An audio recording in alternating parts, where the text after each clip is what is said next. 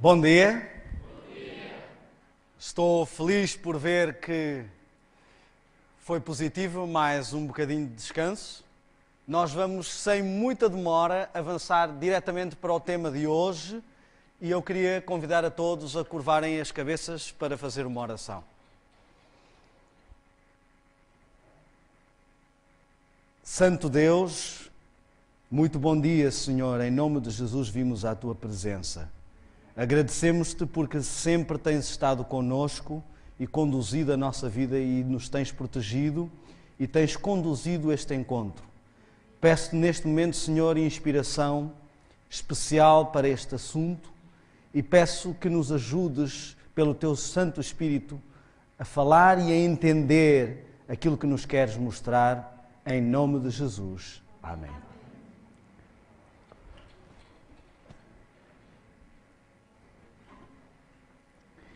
Eu queria que voltássemos a lembrar-nos acerca de como começou a Guerra dos Sentidos no geral, mas de forma especial esta palestra. Alguém se lembra?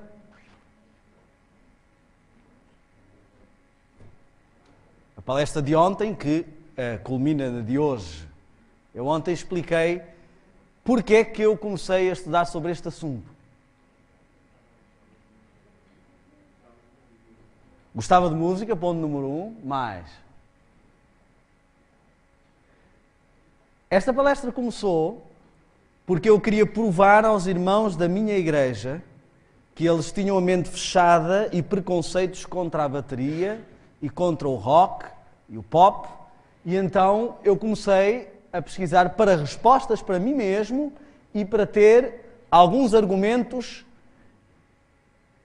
a utilizar. Não vou fazer, e disse isso ontem, não é o meu objetivo que queira aqui convencer alguém. Eu quero apenas partilhar o trajeto pelo qual Deus me conduziu quando sinceramente busquei respostas. Hoje nós temos um assunto muito intenso. Ontem falámos sobre toda a evolução da música até o surgimento do rock e dos vários estilos e das bandas atuais e vimos como estava intrinsecamente ligada ao ocultismo, ao satanismo e a todas essas vertentes. Falámos também acerca de algo que eu gostaria que fosse o nosso ponto de partida, acerca de Satanás como tendo sido colocado por Deus com um talento musical sobre a música e como tendo sido o dirigente do coro dos anjos. Vemos que em Jó, quando as estrelas vinham, havia louvor, os anjos estão sempre em louvor, enquanto Deus criava a terra, as estrelas, sabemos que está aqui a referir-se aos anjos. Depois vemos em Ezequiel que Satanás foi dotado com talento especial, no capítulo 28, vemos isso. O verso 13 e 14 nos dizem: em ti se faziam os seus tambores e pífaros, e te coloquei como querubim da guarda. Depois o Espírito de Profecia nos esclarece de que ele era quem dirigia o coro celestial, sempre dava a primeira nota, ou seja, dava o tom e todos se colocavam, portanto, segundo a sua direção. Quando Satanás foi expulso do céu, Deus lhe disse assim, não ficou ninguém à porta para dizer, vais a sair, deixa cá todo o talento musical. Ele saiu exatamente, quero que entendam isto, com o talento musical celeste, não é com o talento musical de seres humanos decaídos. Ele saiu com esse talento e veio para a terra. E qual era o objetivo de Satanás? Qual foi o ponto de viragem da sua vida, da sua trajetória? Porquê é que começou o problema? Queria ser como Deus, em que aspecto especialmente? Queria ser adorado.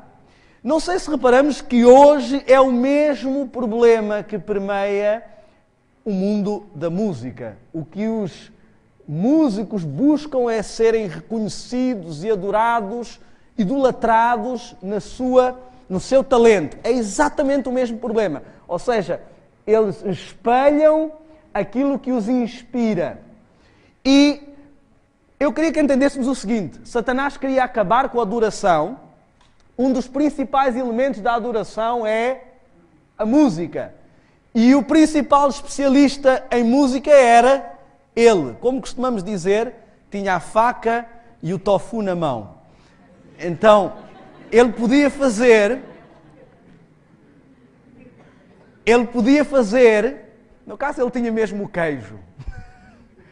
Mas essa é outra palestra, não vamos entrar neste assunto. Ele tem na sua mão tudo o que ele precisa. Pronto, mas passaram 6.000 anos, a coisa não deu certo, Satanás esqueceu essa ideia de destruir a adoração, ele deixou isso para trás, disse, pronto, ok, Deus ganhou, foi isso. Ainda estamos em algum conflito? Será que ainda ele quer destruir a adoração? Será que ainda quer ser adorado em lugar de Deus? Será que ainda vai tentar isso? Todos nós sabemos que estamos a caminhar para o culminar do último momento do conflito. Eu quero dizer-vos algo que eu fui compreendendo ao longo da minha vida espiritual.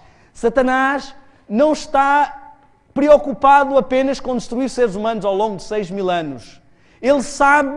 Ele lê profecias e ele sabe o tempo que o espera. Satanás trabalhou 6.000 anos para chegar a este momento. Ele sabe que o grande momento para o qual ele se preparou está a chegar. E é o momento em que ele vai ter a maior parte dos seres humanos, excepto uma pequena areiazinha que vai ali atrapalhar, a maior parte dos seres humanos a adorá-lo. Iludidos, claro. Mas isto é o ponto a que ele quer chegar. Nós falámos sobre a evolução musical, no rumo melódico, no rumo rítmico, e vimos várias coisas, e eu queria fazer um gancho um pouco atrás para compreendermos no sentido espiritual. Deus escolheu um povo, o povo de Israel, e Satanás tentou tomar conta de todos os outros povos, os povos pagãos. Logo desde o princípio, Satanás começou a tentar desvirtuar o povo de Israel na sua adoração. Vemos que sempre que ele tinha possibilidade, ele os levava, Deus permitia, e às vezes isso servia como castigo, mas eles eram levados para cativeiro e ali ele tentava influenciá-los e depois tentava infiltrar estrangeiros no meio, como quando o povo de Israel saiu do Egito, havia ali egípcios para tentar desvirtuar. E o povo de Israel várias vezes tendia a imitar os modos pagãos, porque eram mais atrativos carnalmente. Assim que viram que Moisés não vinha, disseram, olha, pronto, Moisés já morreu, vamos fazer aqui o culto à nossa maneira. E é interessante reparar que havia sempre uma tendência de misturar o sagrado e o profano. Eles levantaram-se, ofereceram-se holocaustos e depois o povo se pôs então a comer e a folgar e a fazer a festa. Há uma tendência de tentar misturar as duas coisas, o sagrado e o profano. É o objetivo de Satanás, desde o princípio, fazer isso, porque isso é uma das maiores desonras a Deus. E isso desvirtua a adoração. Então, se ele não conseguir tirar a adoração de Deus para ele, vai pelo menos acabar e estragar a adoração a Deus, para que isso seja desvirtuado. A igreja primitiva depois vem com os salmos, que se vem acrescentar... depois vem com os hinos, que se vem acrescentar aos salmos, e depois começa-se a ver um desvirtuamento. Novamente, Satanás está sempre a tentar isso. Eu queria só esclarecer um conceito. Ok. Obrigado. Os Daniéis estão sempre atentos a estes pormenores. Pessoas com o nome Daniel são realmente... Amigos. Amém, amém. Obrigado pela lição espiritual. Nós vemos aqui que há um conceito a distinguir. Há uma tendência de misturar o sagrado com o secular, e há uma tendência também de não distinguir. Não somos como os cristãos empurrados a ouvir só hinos. Embora vos diga com sinceridade que quando começamos a ser verdadeiramente cristãos, o nosso prazer está massivamente nisso. Quando está ao contrário, alguma coisa está de estranho. Uma das coisas que me acontecia muito quando era criança era começar a cantar ao sábado qualquer coisa. Isto não se pode cantar ao sábado. Na realidade, isso representa que não houve um quebrar com a semana e a minha mente está demasiado invadida pelo resto. Mas, como o sábado é um dia sagrado e os dias da semana são dias seculares, e não é pecado trabalhar nos dias da semana, se não sabiam, ficam a saber, podem trabalhar nos dias da semana, também ouvir música sacra ou usar música sacra, sagrada, separada, diferente, serve para a adoração a Deus, e a música secular pode ser utilizada no nosso dia a dia. Vou dar um exemplo. Quando eu canto Quão grande és tu, eu estou a adorar diretamente a Deus. Mas se eu cantar, por exemplo, chan chan chan chan chararam, chararam chan chan chararam, chararam chararam chan chan chan chan, eu não estou a dizer que foi Deus que fez a primavera, o verão, o outono e o inverno. Não é uma adoração, não é um hino, mas não é nada do que ofenda a Deus, porque não há nada de ofensivo ou de prejudicial para mim nisso. Ao contrário do que algumas pessoas pensam, Ellen White também ouviu música secular. E o que é difícil hoje é encontrar música secular que não seja mundana. Normalmente ela promove valores que degradam os valores do cristianismo. Mas o que eu queria que abordássemos hoje é um pouco acerca da música e do seu efeito e do fenómeno de entrada da música no contexto religioso e espiritual. Eu queria que nós entendêssemos algumas coisas. Eu vou ter que ser dinâmico porque temos muita informação e pouco tempo. A música é basicamente constituída por melodia, harmonia e ritmo. Melodia é quando eu canto uma sequência de notas. Por exemplo, eu digo na na na na na na na. Harmonia é quando alguém canta uma sequência de notas diferente que harmoniza com a primeira. Por exemplo, enquanto eu estou a cantar na na na na na na na, alguém canta na na na na na na na. Se não harmoniza é quando está desafinado. Nota-se às vezes mais facilmente. Ritmo. Algumas pessoas às vezes dizem, na minha igreja não entra música com ritmo. Então não entra música nenhuma, porque não existe música sem ritmo. O ritmo é o que marca o andamento, os compassos da música. Quero dizer claramente que esta palestra não é uma palestra para músicos, ela é uma palestra para pessoas comuns. Eu não percebo muito de música e estou a ser modesto, eu não percebo nada de música, mas o que eu queria que entendêssemos é o seguinte: ritmo está presente em tudo no nosso corpo. O coração tem um ritmo. Quando vem o autocarro, fica mais acelerado. O caminhar tem um ritmo. Vocês veem que tem um compasso. Ninguém anda descompassadamente. Há uma cadência. A nossa circulação tem ritmo. O corpo todo está permeado de ritmo. Então eu acho que não é muito difícil de distinguirmos qual destas partes vai estimular o nosso lado corporal. Alguém tem dúvidas? Sim? Não? É óbvio. Então a parte rítmica, ela responde ao nosso lado corporal. Aqui o que estamos a falar não é doutrinário, é fisiológico, e a maior parte do que eu estou a mostrar são pesquisas de faculdades, não são de pessoas cristãs a tentarem provar alguma coisa. A maior parte da palestra é assim. No final temos um lado mais espiritual. Eu quero que entendamos o seguinte: os estudos demonstram que a parte rítmica estimula o nosso lado corporal, a parte harmónica, porque nos obriga a dinamizar vários sons e a conciliá-los, estimula a parte racional, mental, e a parte espiritual é estimulada pela melodia.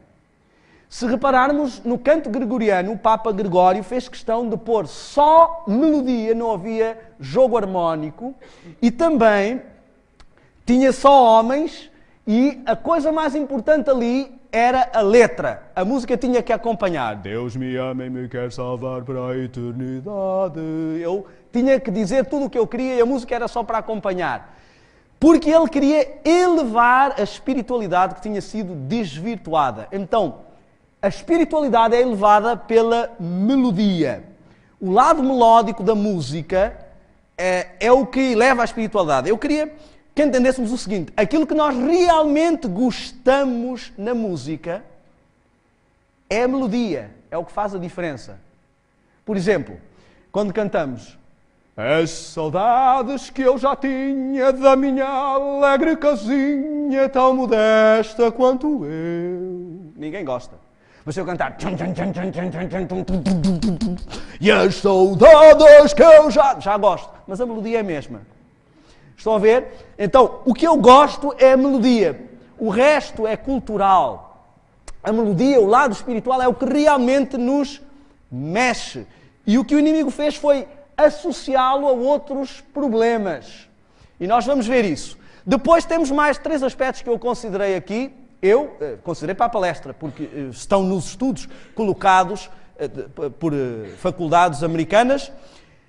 Mensagem tem a ver com a assimilação, volume tem a ver com o temperamento e os tons estimulam a disposição com que eu reajo à música. Então, fisiologicamente, é assim que a música interage connosco. Eu vou um pouco mais especificamente e queria que nós distinguíssemos um pouco acerca de música equilibrada e música desequilibrada. Então, se a melodia estimula a parte espiritual, a harmonia a parte mental e o ritmo a parte física, quem deve dominar destes 3? Melodia. A parte espiritual deve dominar a parte mental e ambas dominarem a parte física. Então, uma música equilibrada deve seguir esta estrutura. Muito simples. Uma música desequilibrada, ela fará com que a parte física tome o comando. Perguntaram ao Michael Jackson como é que ele compunha. E ele disse, primeiro eu encontro uma sequência rítmica original. Depois coloco uma sequência harmónica. E depois arranjo uma melodia.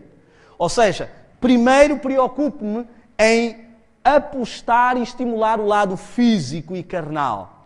Depois estimulo o lado mental e, por fim, o lado da melodia. Se repararem, há alguns estilos de música que não dão muita importância à melodia. Desculpa lá, Tiago. Mas o metal... Não, tu já estás liberto, não é? O metal é um caso onde a parte rítmica é que toma conta. Quase todas as músicas do pop rock em geral estão ligadas a este problema.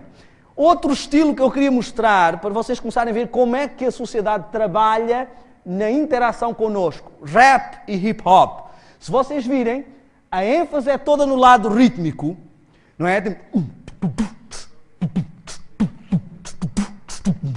E quando chega à parte da ênfase melódica ou do estímulo melódico, não há estímulo melódico. O cantor, se é que se pode aplicar esta expressão a quem interpreta rap, o cantor fala, gotta tell you what I know, let's go, I say, let's go. Ele só fala. Ou seja, não há estímulo espiritual. A pergunta é, um jovem que passa a vida toda a receber descargas enormes de estímulo carnal e zero de estímulo espiritual, como é que vai ficar? Se vocês repararem e olharem para o mundo, quando ouvimos um carro aproximar-se, conseguimos perceber se essa pessoa vive na carne ou no espírito. O carro vem e ouvimos...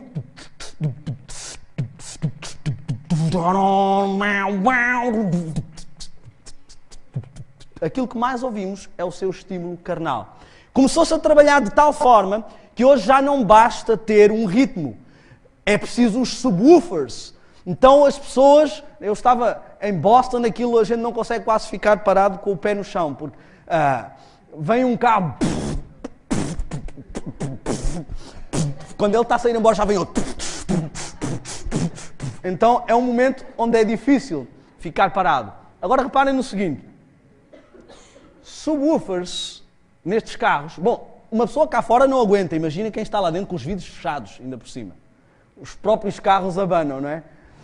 Uma pessoa que esteja exposta a isto, são 94 a 96% de vibração e 4 a 6% de som, se é que se pode chamar música.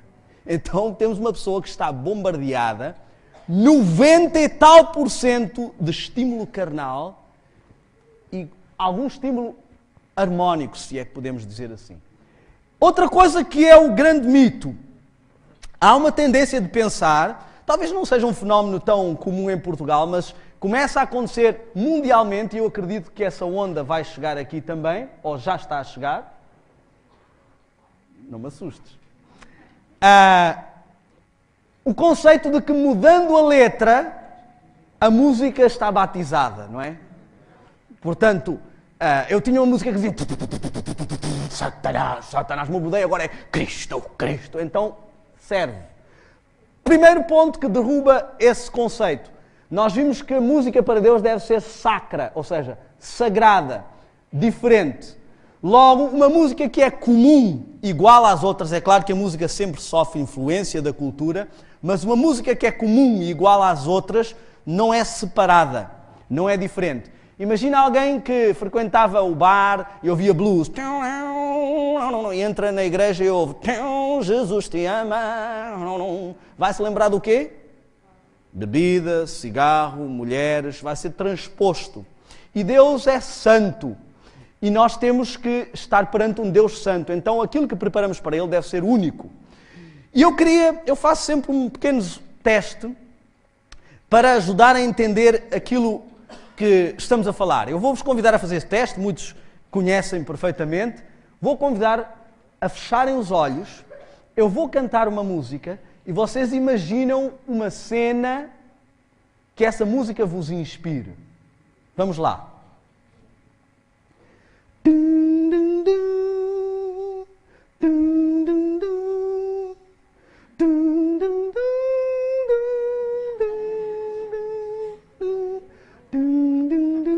Podem acordar. Agora vamos fazer uma experiência um bocadinho diferente. Vocês vão fechar os olhos e imaginar a mesma cena e eu vou cantar outra música. Ok? Vamos lá.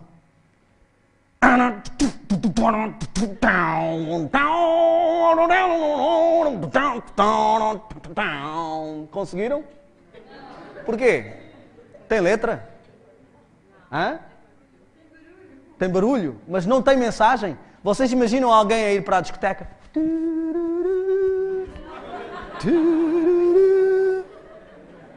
Não?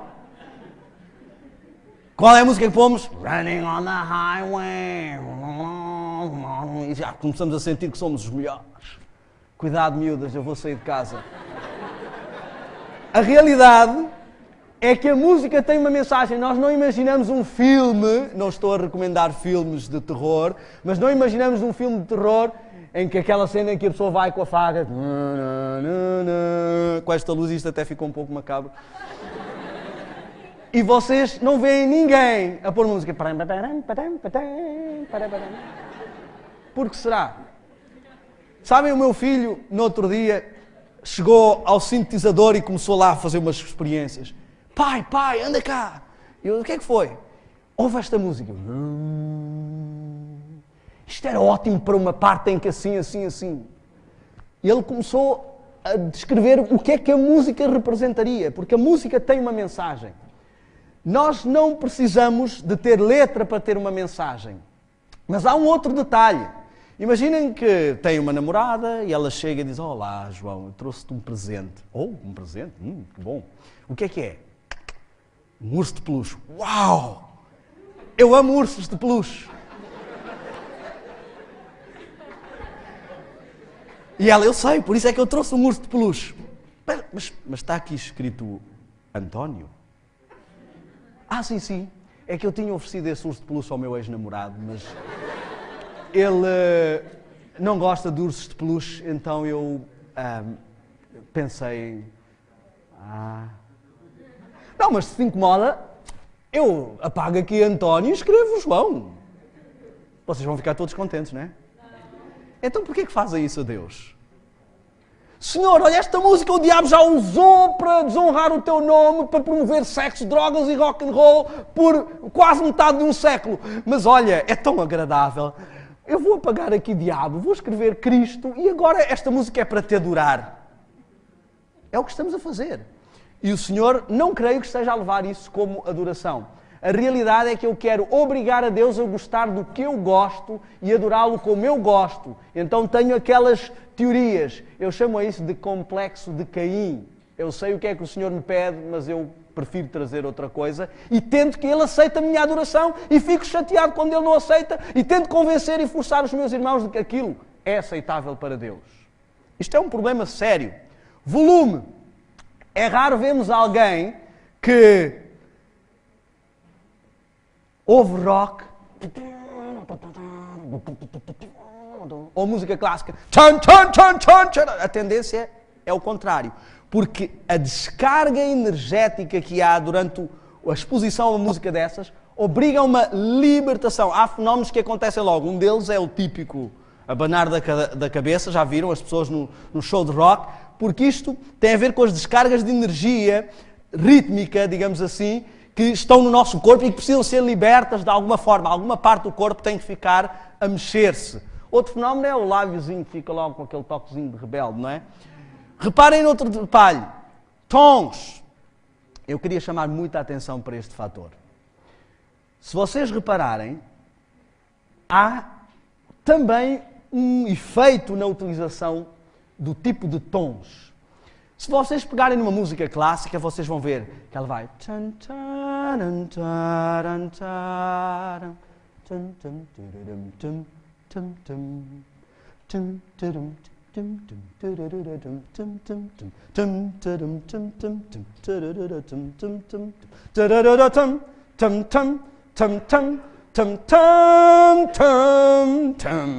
Tem toda uma dinâmica. Ora, vamos fazer o mesmo. Eu quero chamar muito a vossa atenção para esta parte. Vamos fazer o mesmo com rock. Primeiro, vocês não conhecem nenhum programa de samples para fazer música clássica. Conhecem? Porquê? Porque o samples trabalha com um bloco curto de um som que se repete. Se vocês pegarem no rock, vamos pegar no baixo.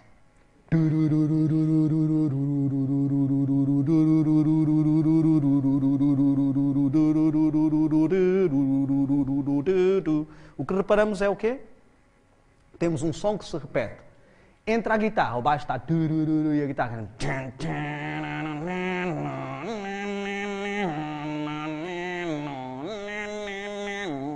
O que é que reparamos? Um som que se repete. Entra a parte rítmica.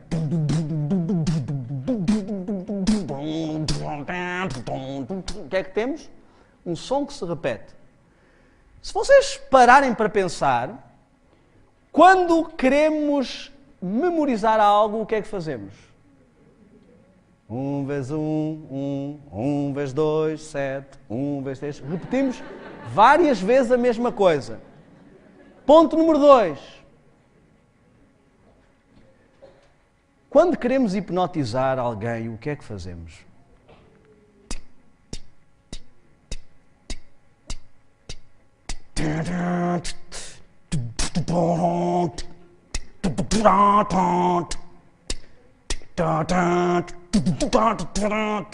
Antes que o rapaz... Se vocês repararem bem com atenção, se retirarem os outros instrumentos, o que têm na realidade em baixo é um som repetitivo hipnótico que se passa por 2 ou 3 minutos, o tempo da música. Ah, mas esta música tem uma bateria muito leve. Então eu vou pôr aqui uma música com uma bateria muito leve, sem as outras pistas, e vocês vão me dizer quanto tempo querem que eu fique, ok? Então vou começar, só a pista da bateria.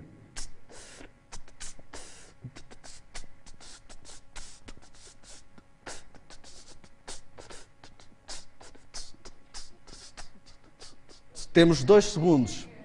Querem ficar 3 minutos? Como veem, exatamente o mesmo efeito que nós vimos quando falámos sobre filmes se repete com a música. O som repetitivo, em pouco tempo, coloca o meu lóbulo frontal também num estado semi-hipnótico. Num estado de dormência em que baixa as suas defesas, grava toda a informação e quando está nesse estado hipnótico, começa a cantar Yeah, baby, come, come, let's go. You're my darling, let's go. Aí põe a mensagem. E nós, eu quero dizer-vos que eu acredito profundamente nisto que estou a dizer. Nunca seremos cristãos de vitória enquanto não nos libertarmos deste efeito hipnótico. Porquê? Porque nós estamos constantemente a debilitar a força e o poder espiritual que Deus quer colocar sobre nós. É uma forma de sugar a nossa energia.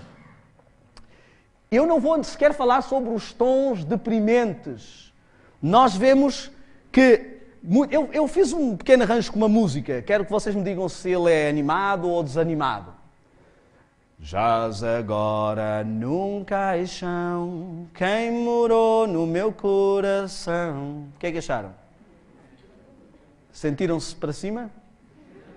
Sabem de quem é esta música? Nirvana. Eu troquei os acordes de lugar. Any day now, na na na na. Estão a ver? São músicas, Nirvana, Evanescence, são músicas pró-depressivas.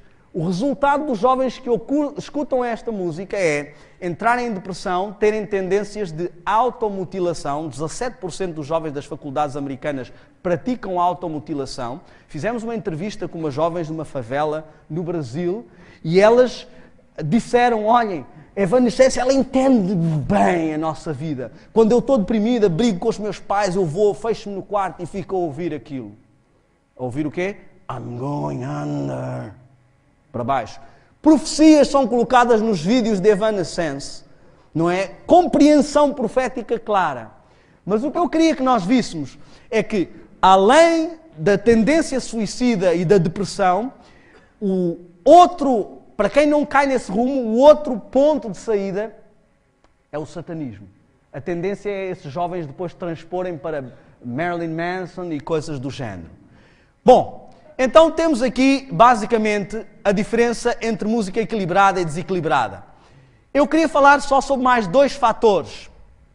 Queria falar sobre que revolução rítmica o rock fez na sociedade, em termos de efeito. As músicas que nasceram no berço do swing, do blues e do jazz mudaram estruturalmente a música da cultura ocidental para sempre. E o que nós vemos aqui é o seguinte: se cantarmos os hinos que nós conhecemos, nós vamos ver, por exemplo, breve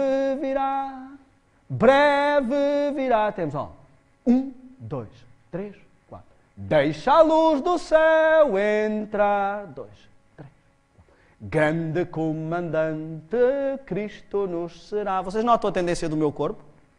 Veem quando está um exército, a tendência é uma dinâmica pró-ativa. O berço do swing, do blues e do jazz fez uma inversão nesta estrutura rítmica, passando a ênfase do primeiro para o último tempo. Então, em vez de termos 1, 2, 3, 4, 1, 2, 3, 4, que vemos que até o exército usa na, não é? Passou-se para o final. Se vocês repararem, todas as músicas nascidas nesse berço fazem o mesmo efeito. Olha só, peguem no rock típico. Estão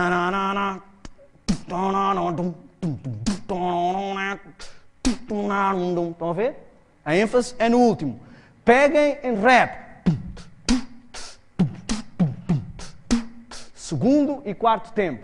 Peguem em reggae.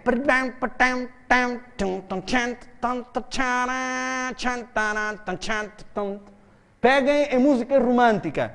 Romeo is dying. I can see his blood. Estão a ver? O que se passa na realidade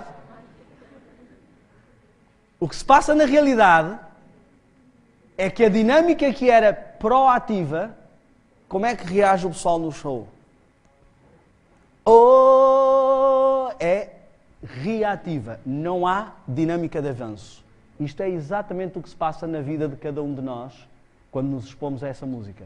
Perdemos proação, perdemos força de vontade, poder de decisão. Por dois motivos. O primeiro é o fator hipnótico do som repetitivo, em todos os instrumentos, mas especialmente na bateria. O segundo motivo é que cada contrabalançado desequilibra o equilíbrio, passo o pleonasmo, biológico do nosso corpo, rítmico, biológico. Terceiro é que cada é um estímulo vibratório direto no nosso tálamo e hipotálamo. Vejam o diabo a utilizar outra vez as mesmas táticas. E esse estímulo vibratório produz hormonas sexuais e adrenalina. Quarto, Hormonas sexuais e adrenalina, essa produção hormonal é viciante. Eu tenho cada vez mais necessidade de produção hormonal para sentir o prazer. Então é por isso que eu começo a ouvir uma musiquinha. Daí a uns 10 anos eu já ouço. E é por isso que a sociedade também foi acostumada. A minha avó não consegue ouvir o rock de hoje. E eu não acho piada ao rock dos anos 60 porque posso achá-lo muito light. Porque há uma habituação daquilo que eu chamo de efeito pimenta. Quem está habituado a comer comida com pimenta, pega numa comida que não tem pimenta e não tem sabor nenhum para essa pessoa. Quem não está habituado não consegue sentir sabor na comida quando ela tem pimenta. E é basicamente isto que acontece. Eu falo por experiência própria. Eu estou ainda em desintoxicação rítmica. Por tanto tempo eu estive exposto ao ritmo que eu tenho uma tendência natural. Então as pessoas já não conseguem ouvir só um breve virar, tem que ser um breve virar, breve, senão não tem interesse. Reparem como as músicas fazem todas uma requebrada, mesmo as músicas mais suaves. Elas começam com uma melodia muito I gotta tell you what I know. And you know what I feel inside.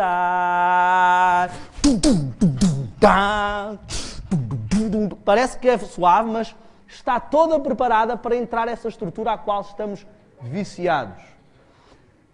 Uma pessoa que está viciada em algo, ela tem que entender que ou ela reconhece a sua adição ou nunca será liberta. Eu queria falar um pouco sobre os povos pagãos e Israel. Estou um pouco atrasado aqui no contexto, mas eu gostaria de realçar este aspecto.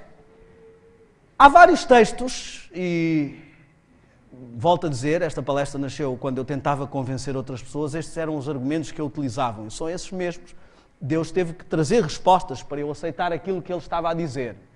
Reparem, muitas vezes apresentamos Miriam a dançar com o tamboril e com as moças também a dançarem. Davi, que vinha e cantava e dançava, e com roupas religiosas.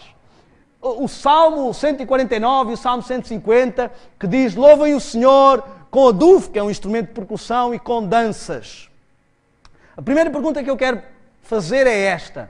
Em qual destes textos estamos na igreja? Mar Vermelho? Nenhum. Então, não há na realidade nenhum texto que nos esteja a falar de utilizar este tipo de instrumentos de percussão no templo. Será que os judeus não usavam percussão no templo? Os judeus tinham 3 classes principais de instrumentos: de cordas, de percussão e de sopro. E no templo eles tinham instrumentos de cordas e de sopro, e quanto aos instrumentos de percussão, eles dividiam em 2 classes. Os altissonantes, que são os que produzem melodia, tipo um sino, e os retumbantes, que são os que só produzem tom ou ritmo. Então, porquê? Porque Deus conduziu o povo e deu essas ordens ao povo. Também foram estabelecidos os levitas na casa do Senhor com símbolos, alaúdes e harpas, porque este mandado veio do Senhor. O Senhor disse assim ao povo de Israel: eu não quero na adoração do meu povo música ritmada, hipnótica, como existe no culto pagão, porque essa música tem um efeito hipnótico sobre o adorador adora em estado de êxtase ou transe, e a coisa mais importante para mim é a liberdade de escolha. Eu não quero que Satanás me acuse que os adoradores me adoraram porque estavam hipnotizados, porque a música teve um efeito emocional sobre eles. Mas isso é chamado de os instrumentos músicos do Senhor. Fora do templo, Israel tinha uma música animada, mas que não tem a ver com o que nós consideramos como dança. Não estamos a falar de ir para uma rave na discoteca ou alguma coisa do género.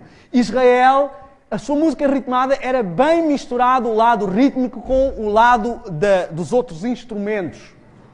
Então, as danças, primeiro eram homens de um lado, mulheres do outro. Já ninguém queria dançar assim, não é? Segundo, normalmente as mulheres até que dançavam, E são como danças de criança, danças de roda. Não há nenhum mal nisto. Então, quando lemos aqui, a não ser em casos em que Israel estava influenciado por culturas pagãs, por exemplo, com o bezerro de ouro, eles dançaram como a cultura egípcia. Esta era a forma como eles faziam o seu culto.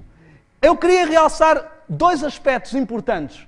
O primeiro é a estrutura do culto e adoração do povo de Israel. Tinha o pátio, o santo e o santíssimo, para além do acampamento, e nós temos estado a analisar isto também aqui com o pastor Bor, e há um outro fator que ele vai falar daqui a pouco, que tem a ver com o complemento daquilo que estamos a falar e do fenómeno que Deus nos quer avisar e alertar.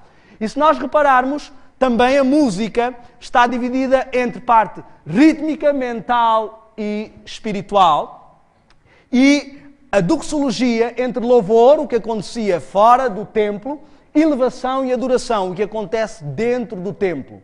Deus sempre nos mostra esta estrutura. Porquê? Porque Ele quer que entendamos a diferença entre estes três aspectos. Temos, Deus é o quê? Espírito. E importa que os que o adorem em quê? Espírito e verdade. Espírito, parte espiritual, melodia. Verdade, parte racional, harmonia.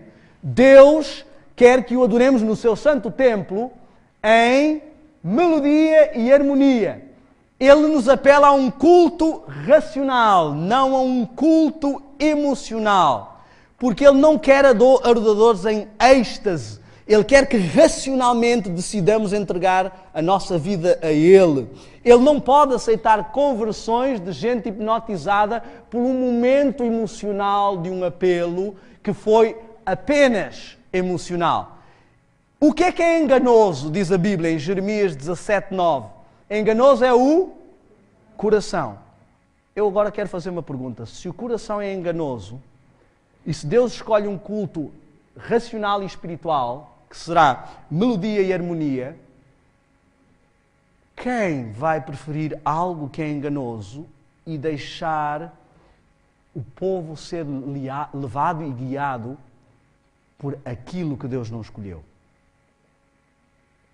Eu queria que nós entendêssemos o seguinte: desde o princípio que Satanás está a tentar juntar a igreja primitiva com os desvirtuamentos. Se nós olharmos para a Bíblia, não encontramos nenhuma apresentação segundo a cultura judaica. Quando os anjos apareceram para anunciar a Maria, não trouxeram pandeiretas, só cantaram a vozes. Quando vemos no Espírito de Profecia manifestações do céu, ou quando vemos na Bíblia, em Apocalipse 14, o que é que nos vão dar? Uma pandeireta a cada um adufo? Uma harpa? Porquê? Se esse instrumento é tão clássico e tão antigo, e se Deus agora está tão modernizado por várias outras formas de adoração. O que é que está a acontecer? Com a mistura da cultura ocidental e dos rituais, foi feito algo que vimos ao longo da história, e que agora a pergunta é: como é que esta história do rock, de que nós falámos ontem, vai entrar? Como é que ela é aceita na vida do cristão? É compreensível por causa do seguinte: houve uma decadência da compreensão de Deus. Primeiro olhávamos para Deus como um ser transcendental. Depois, com a Reforma, passámos a ver que Ele é um Deus poderoso, mas está ao nosso lado. Depois, Deus tornou-se um camarada, um tipo fixe, um amigo. Até que agora Deus deixou até de ser isso. Ele é eu. Deus é um Deus imanente. Eu sou o meu Deus. Eu vou à igreja onde eu me sinto bem, eu visto-me como eu me sinto bem, eu canto com os hinos que eu gosto, eu como com a comida que eu gosto. E eu queria que nós entendêssemos claramente isto. Isto não é cristianismo, isto é nova era. O cristianismo está-se a tornar com um foco carnal, sensorial e imanente, e é por isso que se está a conseguir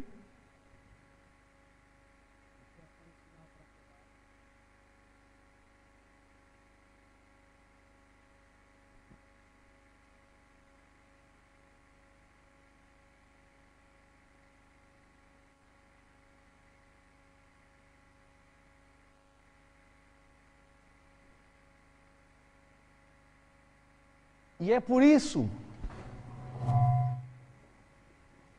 E é por isso que, como o cristianismo se tornou como um foco voltado para o eu como centro, o foco carnal e sensorial do rock agora satisfaz. Nós crescemos sendo proibidos pelos anciãos das nossas igrejas de ouvir estas músicas, mas continuámos a ouvi-los em nossas casas. Vínhamos para a igreja e cantávamos hinos e em casa fomos nos acostumando ao efeito pimenta. Agora somos os anciãos das nossas igrejas, esta música parece que não nos toca, não nos emociona espiritualmente e precisamos de apimentá-la um pouco mais para ela ter algum sabor. Eu queria que entendêssemos algo, eu queria fazer uma oração antes de falar sobre isto. Eu sei que tenho que terminar e estarei a terminar. Gostaria de pedir a vossa concentração. Santo Deus, ao falar sobre aquilo que vou falar neste momento, eu quero pedir especial inspiração da tua parte. Eu quero pedir que afastes de mim todas as imperfeições humanas como instrumento das minhas falhas, aquilo em que eu possa não estar à altura de apresentar a tua mensagem e que nos dês compenetração daquilo de que vamos falar neste momento, para que possamos compreender o fenómeno que se está a passar aqui. Usa-me acima daquilo que eu sou capaz de debitar, usa-me pelo teu poder para dizer aquilo que é a tua mensagem e perdoa-me pelas minhas imperfeições. Eu te peço em nome de Jesus. Amém. Eu quero que entendamos o seguinte. Nós estamos no limiar da chegada da maior falsificação, do maior conflito que já se viu entre Deus e o diabo, o maior clash. E Satanás sabe, ele quer enganar, se possível, os escolhidos. E ele sabe que não é possível enganar os escolhidos enquanto eles estão com um culto racional e espiritual. Que ele precisa transformar esses escolhidos em pessoas que têm uma resposta emocional. Porque quando ele tiver nessas pessoas uma resposta emocional, enganoso é o coração humano mais de todas as coisas. E ele vai conseguir, assim, enganar os seres humanos. Então ele está a querer utilizar o emocionalismo. Podem esquecer ali o carismático. Talvez não seja uma realidade em Portugal. Aqui ele usa muito na Europa o racionalismo. O meu eu é idolatrado porque eu acho, eu consigo dizer coisas fantásticas, eu tenho uma opinião na escola sabatina, eu tenho uma opinião, eu consigo montar toda uma ideia, eu idolatro o meu pensamento. Mas o lado de resposta emocional está na nossa vida e começa a assimilar-se também aqui. Michael W. Smith, o fenómeno da unificação massiva dos cristãos através de uma doutrina que não diz nada, que é comum a todos, muito light. Eu tracei alguns aspectos, depois vamos falar sobre isto amanhã. Amanhã vou voltar a falar sobre a questão do anticristo e o quadro profético e o grande engano. Eu queria só que nós entendêssemos o seguinte, uma profecia que tem mais de 100 anos, e concluo com esta profecia. O Espírito de Profecia diz o seguinte: houve um encontro na Conferência de Indiana em que houve a primeira tentativa de introdução do pentecostalismo no mundo cristão e na Igreja Adventista. E o pastor Haskell escreveu a Ellen White, muito chocado, e ela fez esta profecia inspirada pelo Senhor. As coisas que em Indiana o Senhor revelou-me que imediatamente antes da terminação da Porta da Graça, quando? Antes de fechar a Porta da Graça, demonstrar-se-á tudo quanto é estranho. Gritos, tambores, música e dança. Os sentidos racionais ficarão confundidos. O que é que ficará confundido? Os sentidos racionais. Não se pode confiar neles para decisões retas. Isto é uma invenção de Satanás. É melhor nunca ter música do que usar instrumentos para fazer a obra que me foi apresentada, seria introduzida em nossas reuniões campais. As forças satânicas misturam-se para ter um carnaval e isto é chamado de operação do Espírito Santo. Satanás opera entre tal música. Amigos, esta profecia está-se a cumprir hoje. Eu quero dizer algo. Podes pensar que usas só um bocadinho de pimenta, mas o teu futuro é tornar-te adito à pimenta e teres necessidade de cada vez mais. Podes pensar que a pimenta do mundo que não trazes para a igreja não te afeta, mas a forma como te habituas a um tipo de estímulo que é hipnótico e emocional, ela vai bloquear os teus sensores. Eu quero apresentar 3 vídeos curtos. Eu quero que vocês saibam o seguinte: o meu objetivo não é criticar ninguém com este vídeo. São 3 vídeos adventistas. Eu quero deixar bem claro aqui, se houver alguém que queira deturpar o que eu estou a dizer, que eu acredito no futuro desta igreja até ao final, como um corpo organizado. Eu quero deixar bem claro que o meu objetivo aqui não é apontar os erros do meu irmão, mas abrir os olhos do meu irmão que pensa trilhar um caminho que não tem problema nenhum. E eu quero que vocês vejam diante dos vossos olhos o presente daquilo que se está a cumprir profeticamente e que entendam que estamos no limiar do terminar e do fechar da porta da graça. Eu não vou citar o nome desses cantores, nem vou citar nada do que é que se está a passar, vou apenas explicar rapidamente. O primeiro é uma apresentação de hinos, uma cantora adventista muito conhecida. Podes um bocadinho mais. Podes desligar, passa ao próximo. Eu não quero que ela seja reconhecida. Já esteve em Portugal. Não estou a dizer que não é de Portugal. Queria mostrar um segundo vídeo. Eu quero dizer que isto são hinos que estão a ser cantados e que não há nenhum problema. As pessoas não veem nenhum problema. Aqui temos um cantor adventista com um cantor mundano. As pessoas não são o que me interessa aqui. Eu quero que entendamos o cumprimento da profecia.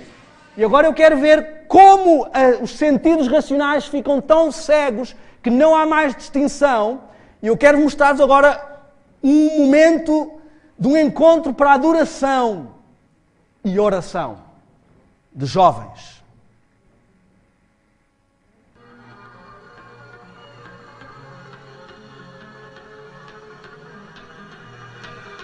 Não são aliens, não são diabos, quer dizer, são, mas não estou a dizer as pessoas que estão ali. São pessoas como eu e tu, que achavam que não havia problema nenhum em entrarem pelos caminhos em que estavam a entrar. São membros de igreja, muitos deles. Tá bom. Eu quero só deixar isto e concluir assim. Amanhã nós vamos então pegar no filme A Paixão, vamos pegar nestes fenómenos e vamos entender o último grande engano final. Eu quero só deixar-te com este conceito para amanhã. Não confies em ti mesmo. Não confies na tua capacidade de discernir. Satanás é um grande enganador e ele tem habilidades que desconheces e ele pode cegar os teus sentidos de tal forma que não te apercebas. Só há uma solução, só há uma safa: submissão total ao Senhor do Universo. Que o Senhor vos abençoe.